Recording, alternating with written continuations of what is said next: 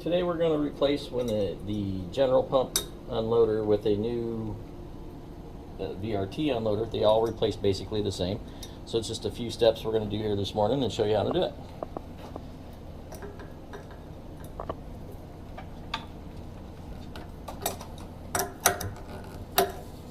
You want to hold on to the hose while you twist this fitting, so that way it'll spin and you'll be able to take that fitting off without it twisting and kinking the hose.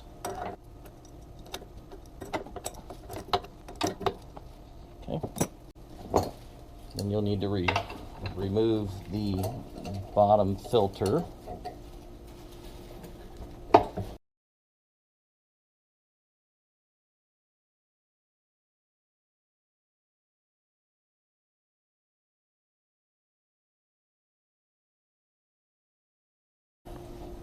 Not every pump's the same, so some pumps are more difficult than others. So we'll have to do the same thing down here. Take this one off because it's not going to spin around with it on there. So bear with me here.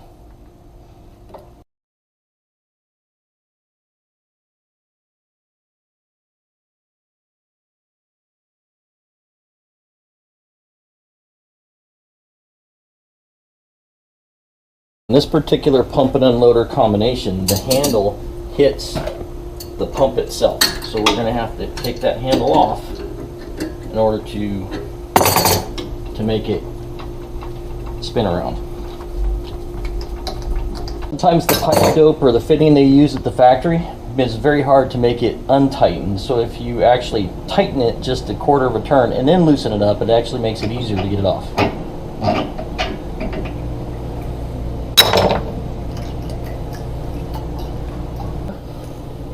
A little bit different, but it has the same inlet outlet bypass here, so everything will plumb up the same. You always want to make sure you use Teflon tape or some sort of pipe sealer. Clean off some of the old threads.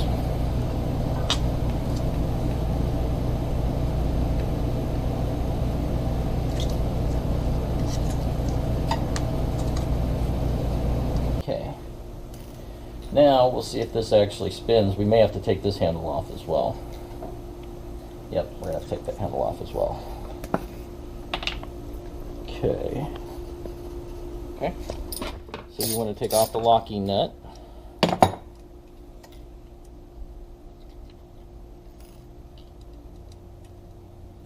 Well, a little easier said than done.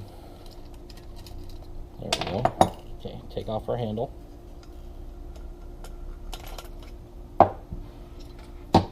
Unloader. Okay. On the unloader it says in, out, and this is the bypass. So we have two bypass ports. We're only going to use one, so we'll plug the other one off. So we'll go ahead and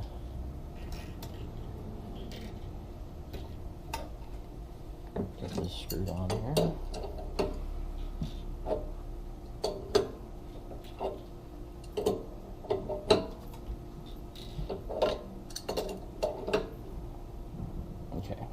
Mount it up like that. So our bypass will come from the back like it did before. So we'll need to put a plug in the other bypass port. Okay. So you want to take off the locking nut.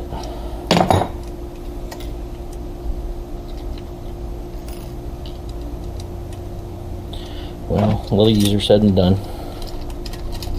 There we go. Okay, take off our handle.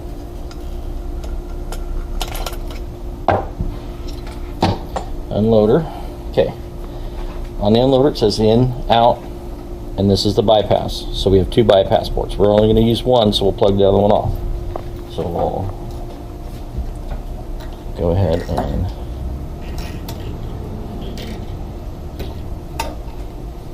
get this screwed on here.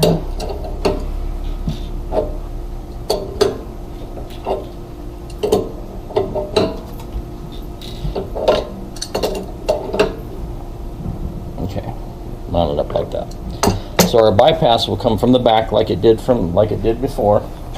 So we'll need to put a plug in the other bypass port. Okay. When you're doing these plugs, sometimes it's easier to actually put them on the Allen wrench first to put your Teflon tape on. That way you're not trying to just hold on to that little plug without it falling out of your fingers or hands. We want to install that.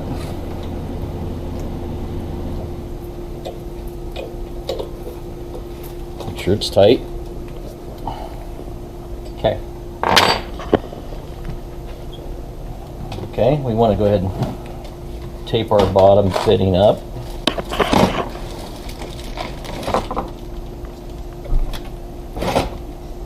Install the bottom fitting.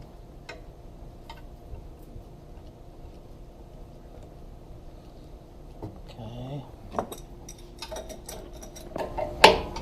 Now this is our bypass port, so we want to make sure that goes to the back side to match the unloader. So we're going to go ahead and spin that around to the back, have it kind of pointing down to the ground a little bit. Again, we're going to be Teflon tape our hose fitting.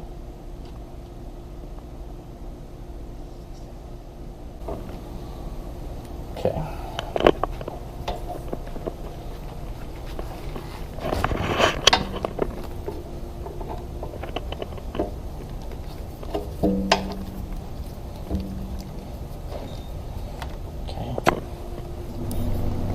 Okay.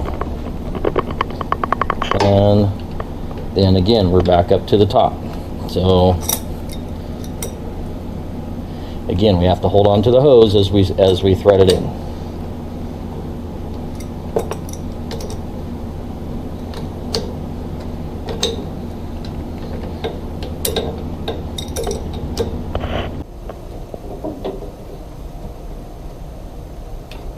Okay, this is pressurized, so we do want to make sure that it is tight.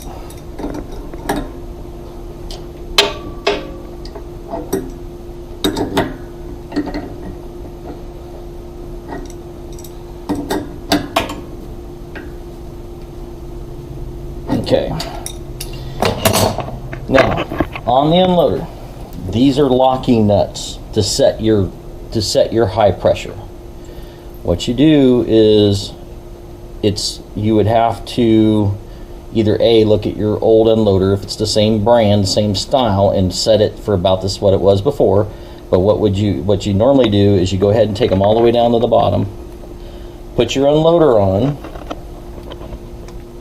put your springs back on, put your handle back on, and then whenever you test and pressure test the unloader to set the machine for the pressure it needs to be set at, you count the number of turns where you're at. So whenever you go, after you're done, count the number of turns that you took it off, and then you're going to pull your unloader off. And then what you want to do is you want to move these up that number of turns, and then lock the two together. So you would lock the two nuts together so they don't move. Then put your unloader back together, spring, washer. So whenever you go to test it again, you would gradually move the unloader down, working the turner gun in between full turns, and then see where it bottoms out. If you hit your desired pressure before it bottoms out, you're going to have to move those nuts back up, so that way it sets the maximum pressure that it's for.